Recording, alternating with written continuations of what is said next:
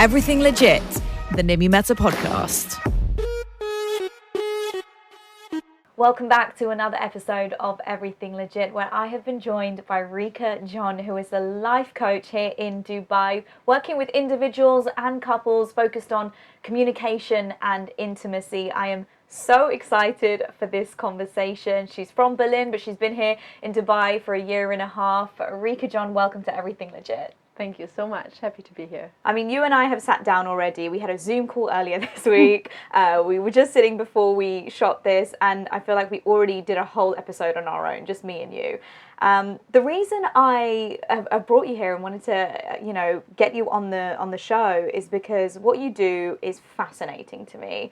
And, Rike just doesn't do this just because she decided one fine morning to wake up and give people advice. You have worked so hard on your craft and what you do, on yourself, but on helping others as well. Can you tell us a bit more about that? Yeah, thank you. I mean, I've been on the path for a while. I think the last 5, 6, 7 years, I've really been diving deep into what is going on with me. Why am I attracting relationships and men that are just not good for me? What the fuck? Like, what's happening? And I really started working on that, and I really started kind of doing a lot of deep dive into my psyche, a lot of embodiment work, because we store emotions, we store memories, we store it in the body. So as we breathe more and move, we can release.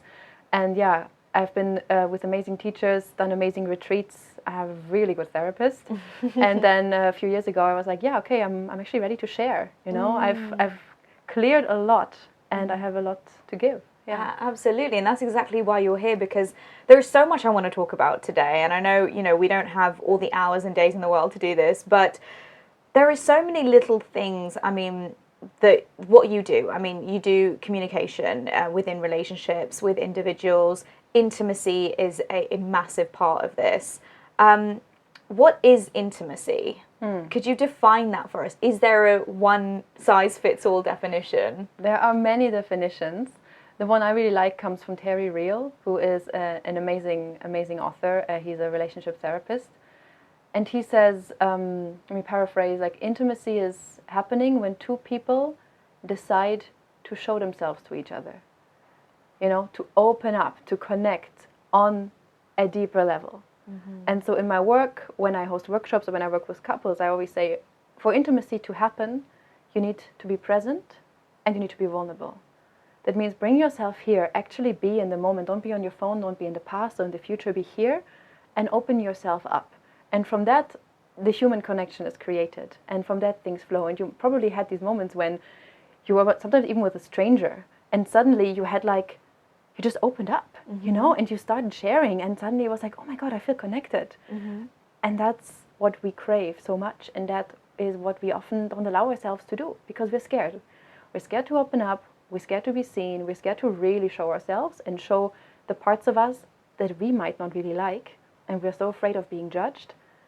And then we keep it all together, and we have a nice facade, and we say all the right things, and we stay on the surface, and we wonder why we don't feel connected and we don't feel that we have intimacy. So it makes me quite sad, and it makes me quite excited, because the human potential is there. We all know how to do it. We all know what intimacy feels like. And intimacy can happen on many different levels. I'm not talking about the physical only at all, really at all. There is emotional intimacy. Are you willing to show your anger? Are you willing to show your joy and your gratitude? Are you willing to show your shame and your guilt to each other? And can you hold the other person in that as well? There is intellectual intimacy. Do you actually respect each other's ideas? Can you have conversations that go really deep? And can you feel connected on that level? And then, of course, there's everything that has to do with physical intimacy, with sexual intimacy. But I really want to stress the fact that the sexual part is very, very small. But we often conflate it into a really big one when actually so many other things are going on.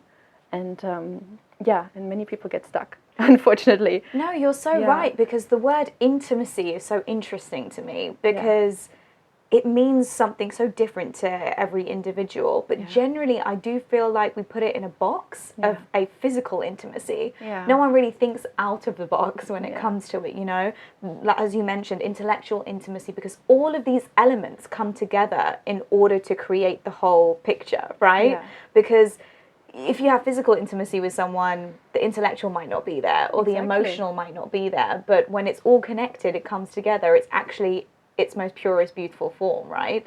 Yeah, exactly. And with different cultures, I also, and of course, you've had several clients here in Dubai, all over the world, but with different cultures, there's different approaches to intimacy and different stereotypes, right? Definitely.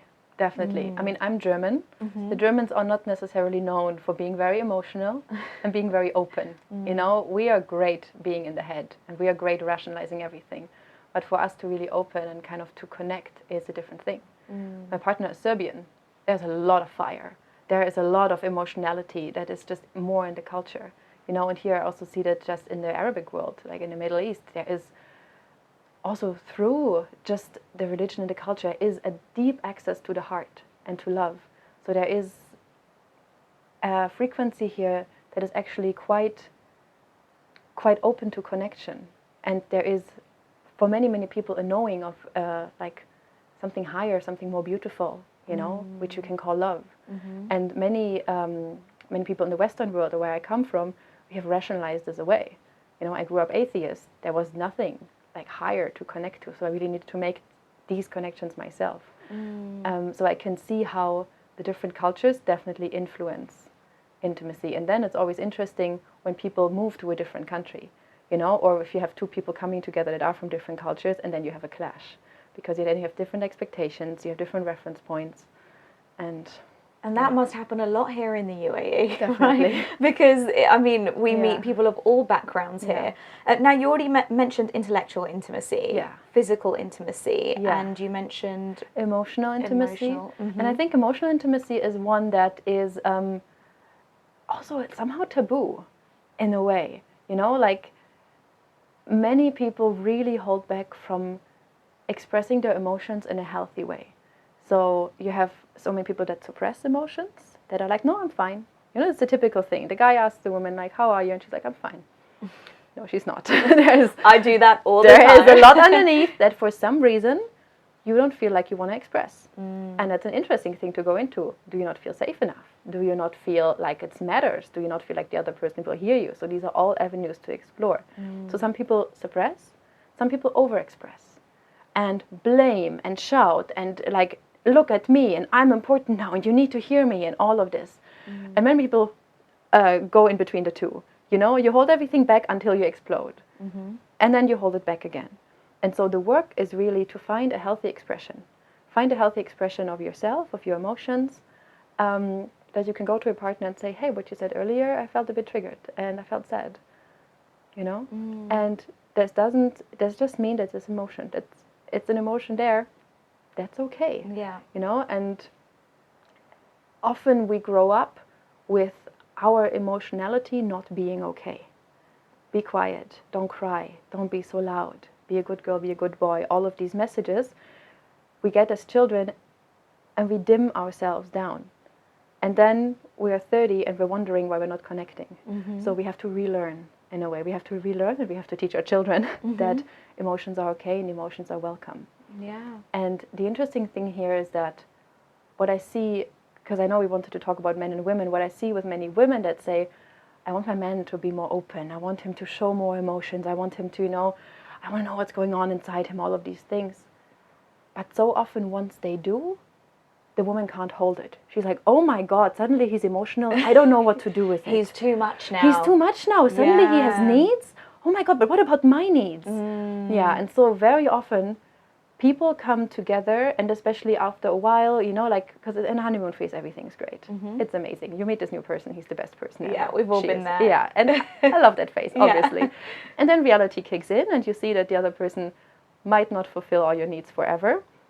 And that's really hard because you had such high hopes. Yeah. And so in many relationships, when you don't have a lot of conscious communication about your issues, people start to feel like, oh, my needs aren't being met, but I wanted this person to meet my need, but they're not.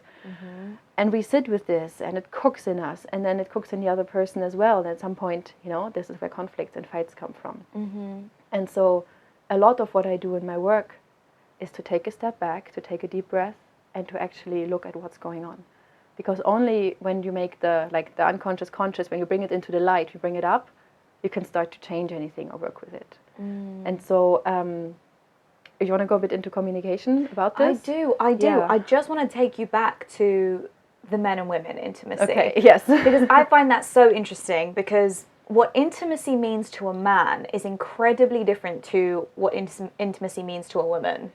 And not in a bad or negative or positive way. Everyone has their own ways, but I do feel like whichever gender we are, we need to understand that before we dive into it with a partner, because that's where frustration comes out, because a woman feels like they're not communicating the way that you would expect yourself to communicate. So talk me through that. A man with intimacy, a woman with intimacy, their thoughts on it, the difference between it, and how to communicate that to one another. Yeah, okay. So number one, yes, there are certain tendencies and stereotypes, and everyone is different. And I have seen relationships where it's completely opposite. So, right, I just want to preface that with we are too multi-layered to put it just into two categories. But that being said, there is a bit of a shift that has been happening in relationships. If you want to zoom out and if you want to look at, like, let's say the last 100 years. 100 years ago, relationships were very different. The man was the head of the household. It was clear, making money, woman nurturing, everything was clear. Feminist revolution came, women rising up, doing podcasts, being on the radio, doing everything they want, and suddenly women are holding a lot of power and expect more from life, and men have to kind of be like, what? Or what happened?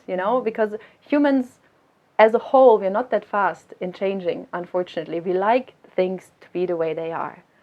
And so over the generations, there is the stereotype of raising men, raising boys, to not be necessarily very emotionally expressive. What I said earlier, especially for boys, it's not common to embrace a boy crying and saying that's okay, or really to ask them for their feelings.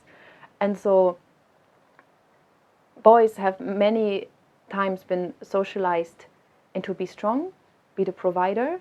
This is your job, this is your role, this is what you're here for, this is what you will be loved for if you do that. And now suddenly he's in the marriage and the woman is like, come on, talk to me, go deep, show me who you are, let's engage and let's explore. And he's like, what? Why? But I thought this is how I got love. But suddenly you have other expectations from me. But so many times men that don't have the tools.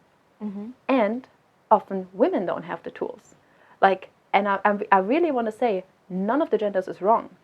No one is doing anything wrong, because in society we're also not raising women to be especially conscientious of what's going on inside and really how to communicate it.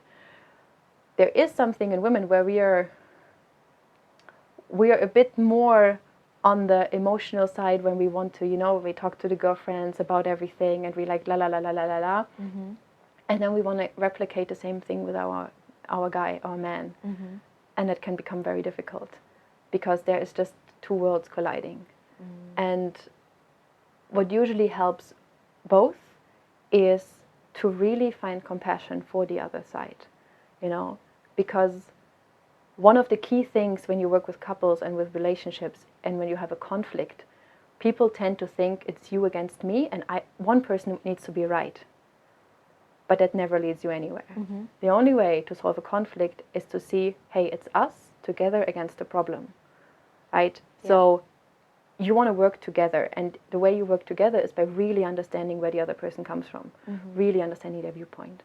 And this is where love language comes in as well, right? Because for a woman, her love language might be touch and, physical and all of this stuff. And of course, a big part of intimacy. And then for a guy, it might be, positive affirmations towards him. And, so how is that, what is that conversation? And that requires people to really sit down and ask the questions to their partner. So there's a beautiful tool from the Gottman Institute. So the Gottmans are two researchers who have done the most research around relationships for 30 years. They have been studying relationships extensively, and they call it building the relationship house.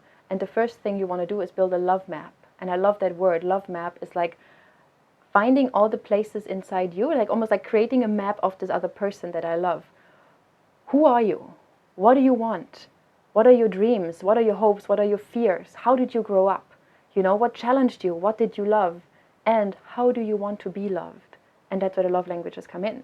And so the love languages are a beautiful concept. There are 5 different love languages. And every person, and the love languages are really not related to whether you're a man or a woman. You know, they are universal and can be in any constellations with anyone. So the 5 of them are physical touch, as you said, words of affirmation. There is acts of service, so doing things for each other, which is my primary love language. If someone gives me a coffee, I'm like, oh my God, I'm like, I love you. This is incredible. I feel so loved. So we have touch, positive words, acts of service. We have quality time spent together, and we have gifts. You know, and every human expresses their love in a different way.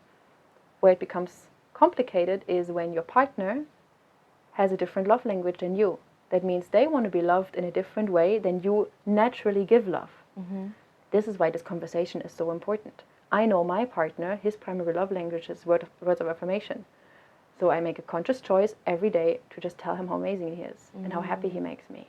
And that's so interesting that you've said that, because that might be so out of your personality and norm to do that. Yeah. But in order to make a relationship work and for the person you love to feel loved, you have to, first of all, be incredibly aware of it. And did you communicate that with one another? Yeah, 100%. We had, before we started our relationship, because we both have a very conscious background, we had a talk, you know, about what do we want from this relationship? What are our fears? What are our boundaries? What are our childhood woundings? What are our previous relationships? What are our learnings? And all these things give you information. Give you information to be a better lover to your partner. Because very often it is a comfortable place to sit on our high horse and say the other person needs to grow up. The other person needs to change. But the other person will never change. Like, you do your own work, you show up the way you want, and then the outer world will reflect that. And so it's so that's so interesting, because I also had this with my partner, where I was thinking to myself, well, if I'm your most favorite person in the world and you should know me more than anyone, and I made assumptions, you know, and I assumed that he should just know without me even communicating, without me using words, without me telling him in any way. And this is where friction and frustrations came about, and I realized, I was like, he's not a mind reader. He's not. And we all put that on ourselves and our partners, that we just assume they should be reading your mind and know you more than anyone, but most of the time that's just not the case. And that's, I mean, there's a lot of psychology about this. This goes back to childhood, right? When we are very young, our parents are our natural caregivers, and they are ideally attuned to our needs, and they fulfill our needs. You know, that's just what naturally happens. But as we grow up, suddenly that's not the case anymore. And we have to learn to actually, we need to communicate. I need to say what I want, you know. So this whole topic of talking about needs is incredibly important. What do you need? What do you want? What do you desire? And knowing that no one is a mind reader, and it gets even one better. Usually we want the other person to know things about us that we are not even aware of, that we haven't even made conscious, you know. And once it comes into our consciousness, we're like, but you should have known this all along. And it's hilarious and it's cute, you know. It's like I have a lot of compassion for humans, because this is how we run. But again, it helps to take a step back, and it helps to have tools.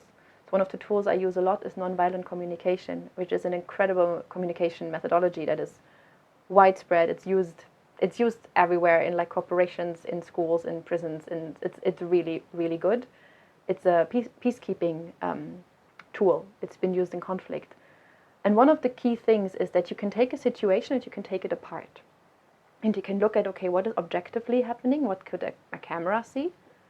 What am I feeling about it? I feel angry. Do I feel sad? Do I feel joyful? What is my need behind it? And my need, and that's where it becomes important, my need is a generalized need. My need might be attention or respect or love or touch. And then what is my request? And my request is a strategy to get my need met. So if my need is, I just want to be heard, my strategy could be to go to my partner and say, hey, can you listen to me for 10 minutes? But I could also go to a friend, or I could go to my mom. And so often we conflate these two, we bring them together. We think that our partner is our number one need fulfiller. They should not only know what we want, but they should give it to us. And if they're not, they're inadequate. And so there is so much blame and projection going on between people. And now to make the arc back, that's what blocks intimacy.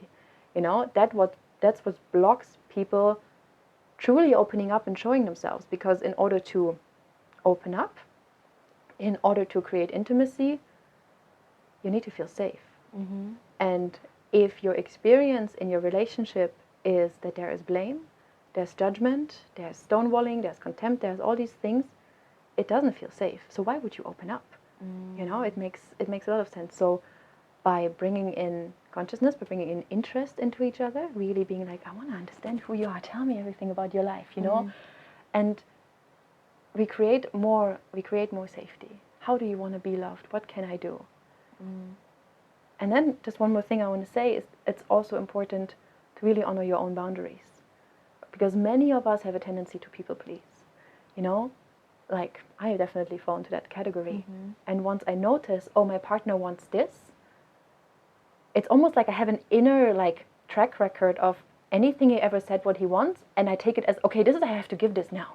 I have to give this now or I'm bad. And to let that go as well, and to really check in with, what am I willing to give with a full heart and out of joy and love, without building internal resentment, without keeping a balance sheet. Oh, but I gave you these 3 things, you only gave me 1, you're bad, because all of these things, they're so subtle, but they accumulate. And what's dangerous as well is that potentially losing a part of yourself in order to give someone something they want, just because you want to fulfill that and people please. You're so right. What I find so interesting, though, about the feeling safe around someone when it comes to intimacy, is it possible for someone you can feel safe around someone and then not feel safe around someone? That switch can happen, right? And people then think you can never go back to feeling safe around that person. But it's possible. It is possible, right? It's completely possible. It's completely possible. So oftentimes what happens is when we feel unsafe, it's because we get triggered. So there's some young part in us, something we haven't really processed or integrated yet, that feels like, oh my God, I have a reference point to a situation in the past where I felt unsafe. There was danger, maybe I was judged, maybe I was blamed, maybe love was taken away, maybe I was too expressive and I was shut down, or whatever happened.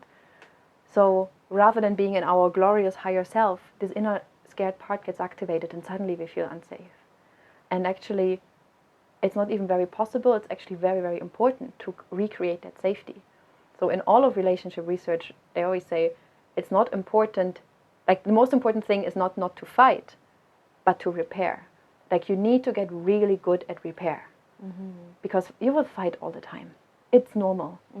If you are showing yourself authentically, and usually we attract people, that help us grow, where we're going to have some friction, there's going to be conflicts.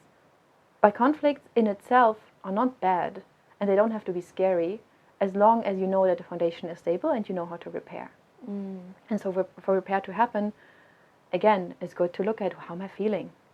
What are my needs? What needs were not met? Maybe when you raised your voice, I felt scared because suddenly I didn't feel safe anymore. And then what is your request? How can the other person help you feel safe again? And so you can really, and that takes skill. I just want to say, that takes some practice and some skill, but you can really take it apart and calm the situation and come back to love, definitely. And it will create a reference point in your system of, hey, this person is actually willing, to do the work with me.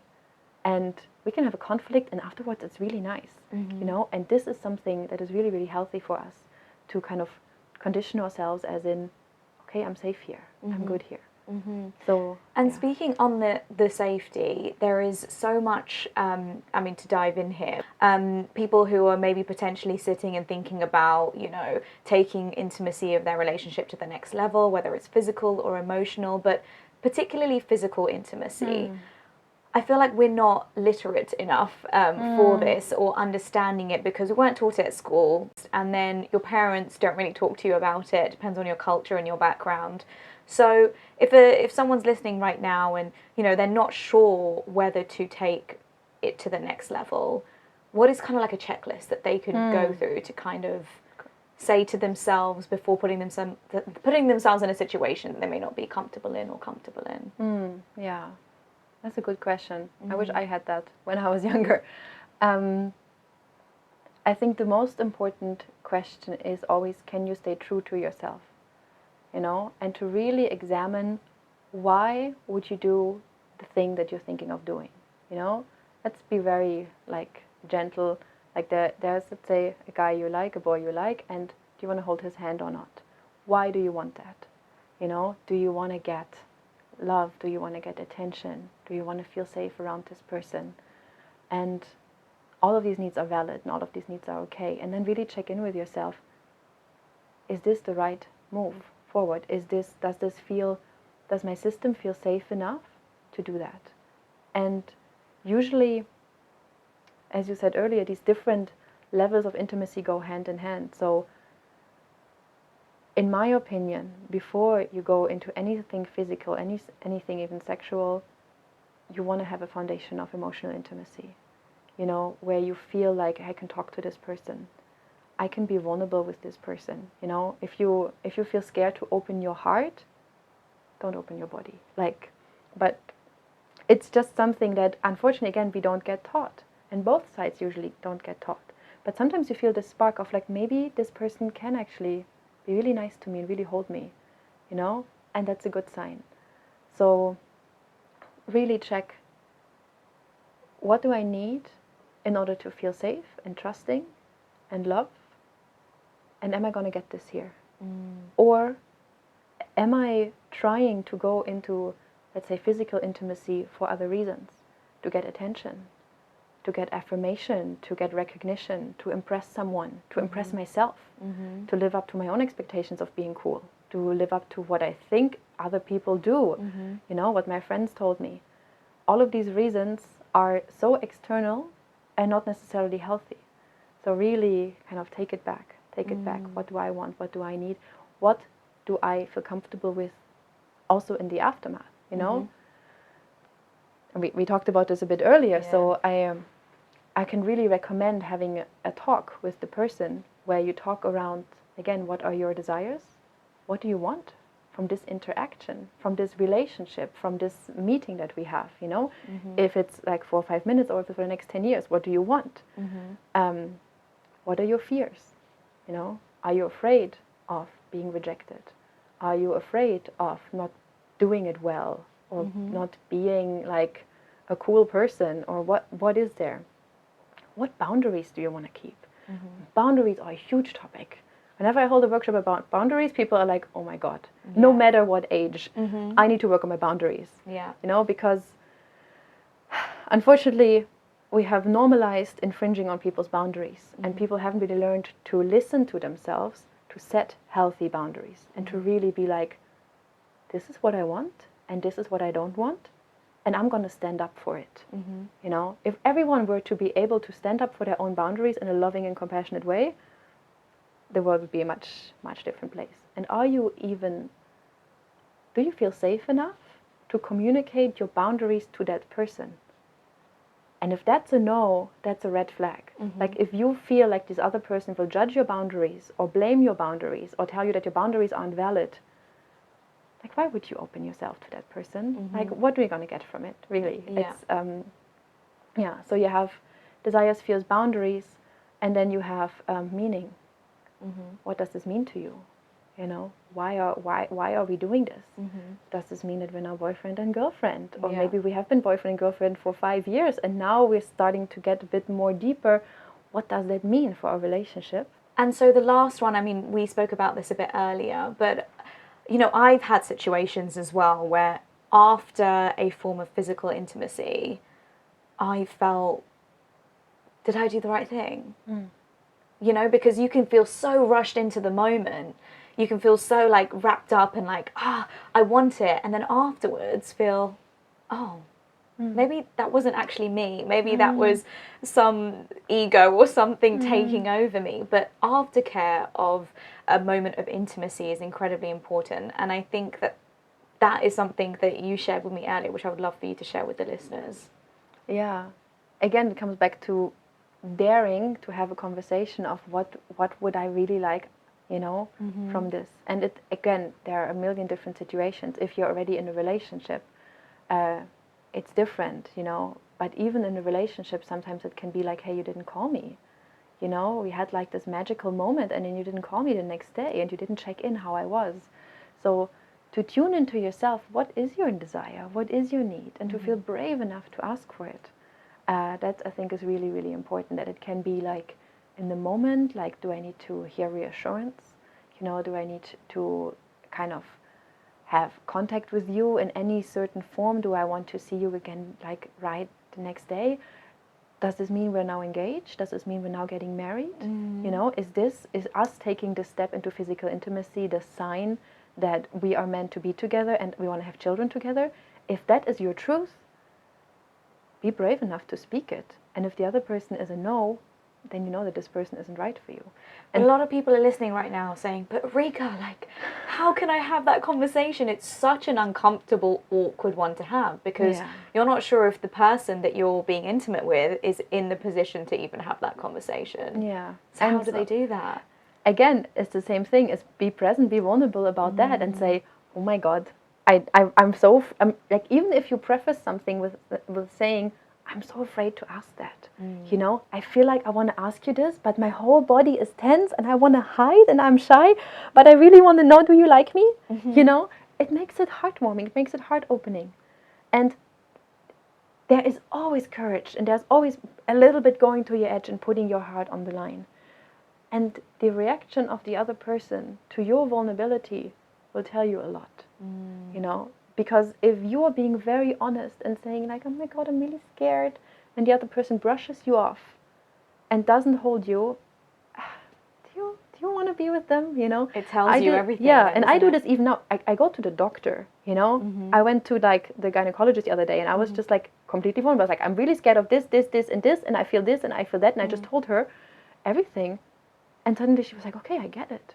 You know, and I was like, this is so nice. And immediately I built a human connection. Vulnerability builds connection. Connection is intimacy. And okay, one thing I want to say is that it does feel a little bit unsafe, right? To be so brave to do these things. And my therapist always tells me, we need to feel safe enough to feel unsafe. So you need a base layer of safety in yourself, trusting yourself, knowing yourself, with the other person in the relationship to go to these uncomfortable places.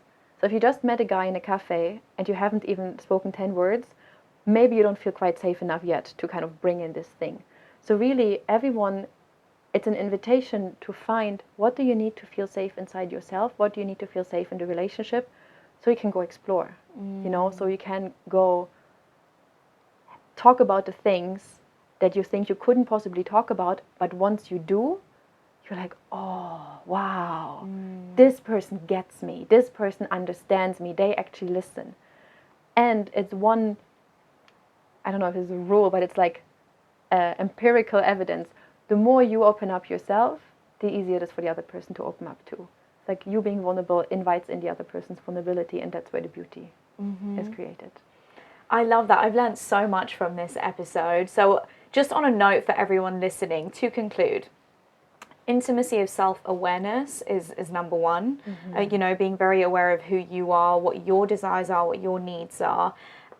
Communication, incredibly important if you are, whether it's the start of a relationship, the end of a relationship, whatever it may be. You might even be 25 years into a marriage and it's possible to change things. Yes.